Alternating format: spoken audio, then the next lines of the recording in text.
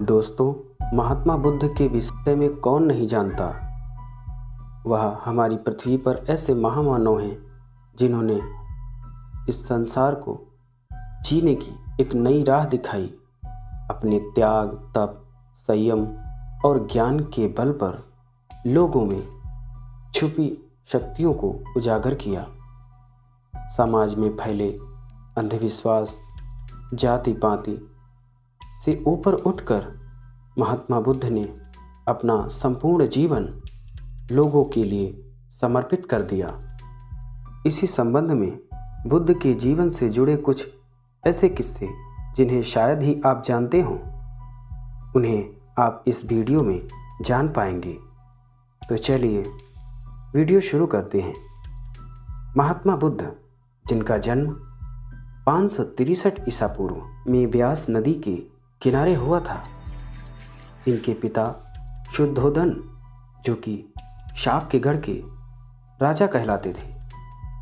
सिद्धार्थ की माँ जब अपने मायके जा रही थी, उसी वक्त कपिलवस्तु से कुछ मील दूर पर लुम्बिनी नामक शालवन में सिद्धार्थ पैदा हुए। सिद्धार्थ के जन्म के सप्ताह बाद ही उनकी माँ मर गई और उनके पालन पोषण का भार उनकी मौसी तथा सौतेली माँ प्रजापति गौतमी के ऊपर पड़ा।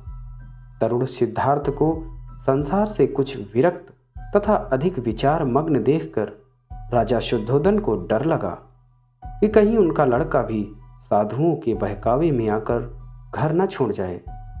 इसके लिए उन्होंने पड़ोसी कोलियागढ़ की सुंदरी कन्या भद्रा कपिलायनी यानी कि यशोधरा से उनका विवाह कर दिया। सिद्धार्थ कुछ दिन और ठहर गए और इसी बीच उन्हें एक पुत्र पैदा हुआ। सिद्धार्थ ने पुत्र को देखकर यही मन में सोचा कि जैसे उनके विचार रूपी चंद्र को ग्रसने के लिए राहु उनके समक्ष आ गया, इसलिए उन्होंने उसका नाम राहुल रख दिया। वृद्ध, रोगी, मृत और सन्यासी के दृश्यों को देखकर सिद्धार्थ की संसार से शक्ति पक्की हो गई और एक रात वह चुपके से घर से निकल जाते हैं। इसके बारे में बुद्ध एक जगह चुनार में वत्सराज उदयन के पुत्र से कहते हैं कि राजकुमार, बुद्ध होने से पहले मुझे भी होता था। सुख में सुख प्राप्त नहीं हो सकता, दुख में सुख प्राप्त हो सकता है। इसलिए मैं तरुण अवस्था में काले केशों वाले इस सुंदर यौवन शरीर के साथ मैं अपने माता पिता को अश्रुमुख में छोड़कर घर से बाहर भाग आया। सबसे पहले अलार कलाम के पास गया। अलार कलाम ने कुछ योग विधियां बतलाई, किंतु सिद्धार्थ की जिज्ञासा उससे पूरी ना हुई। सिद्धार्थ वहाँ से चलकर उद्रक रामपुत्र के पास गए। वहाँ योग की कुछ और बातें सीखी, किंतु उससे भी उन्हें संतोष की प्राप्ति ना हो पाई। फिर सिद्धार्थ बोधगया के पास 6 वर्षों तक योग और अनशन की भीषण तपस्या करने लगे। इस तपस्या के बारे में बुद्ध एक जगह कहते हैं, मेरे शरीर की दुर्बलता की चरम सीमा आ गई थी। मेरा शरीर जैसे 80 साल की गांठों वाला हो गया था। जैसे ऊंट का पैर वैसे मेरा कोल्हा हो गया था।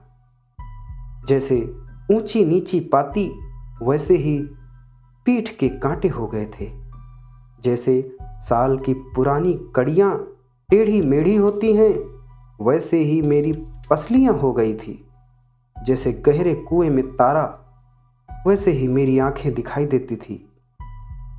जैसे कच्ची तोड़ी कड़वी लौकी हवा धूप से चुचक जाती है, मुरझा जाती है, वैसे ही मेरे सिर की खाल चुचक मुरझा गई थी। उस अनशन से मेरे पीठ के कांटे और पैर की खाल बिल्कुल सट गई थी। यदि मैं पखाना या पेशाब करने के लिए उठता तो वहीं भरा कर गिर पड़ता। जब मैं काया को सहराते हुए हाथ से गात्र को मसलता तो काया से सड़ी जड़ों वाले रोम झड़ पड़ते। मनुष्य कहते श्रमण गौतम काला है, कोई कहता काला नहीं श्याम है, कोई कहते भंगुर वर्ण है इसका, मेरा वैसा परिशुद्ध गोरा चमड़े का रंग नष्ट हो गया था। लेकिन मैंने इस तपस्या से उस चरम दर्शन को ना पाया। बुद्ध स्वयं कह रहे हैं कि इतनी कठिन तपस्या के बाद भी मुझे उस चरम दर्शन की अनुभूति ना हो पाई। तब विचार हुआ, ज्ञान के लिए क्या कोई दूसरा मार्ग है? तब मुझे हुआ, मैंने पिता शुद्धोदन के खेत पर जामुन की ठंडी छाया के नीचे बैठकर प्रथम ध्यान को प्राप्त किया। शायद वह मार्ग बोधिका हो, किंतु इस प्रकार की अत्यंत कृष्ण पतली काया से वह ध्यान नहीं मिल पाया। ध्यान का सुख इस बेजान सी काया में कहाँ?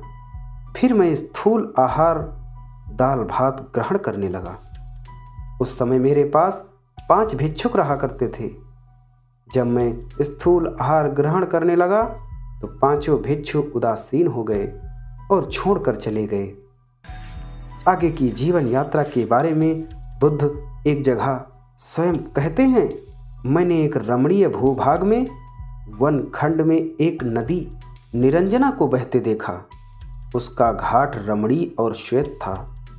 यही ध्यान योग्य स्थान है। यह सोचकर वहीं बैठ गया और जन्मने की दुष्परिणाम को जान अनुपम निर्वाण को पा लिया। मेरा ज्ञान दर्शन बन गया, मेरा साक्षात्कार दर्शन हो गया, मेरे चित्त की मुक्ति अचल हो गई। यह अंतिम जन्म है, फिर अब दूसरा जन्म नहीं होगा। सिद्धार्थ का यह ज्ञान दर्शन था। दुख है, दुख का हेतु कारण है। दुख का निरोध यानी कि विनाश भी है। दुख निरोध का मार्ग जो है वह अष्टांगिक मार्ग है।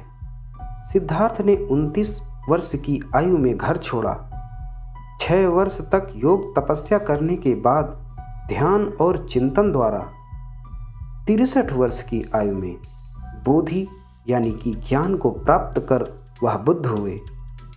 फिर 45 वर्ष तक उन्होंने अपने धर्म का उपदेश देकर 80 वर्ष की उम्र में 483 ईसा पूर्व में कुशीनारा में निर्वाण को प्राप्त किया।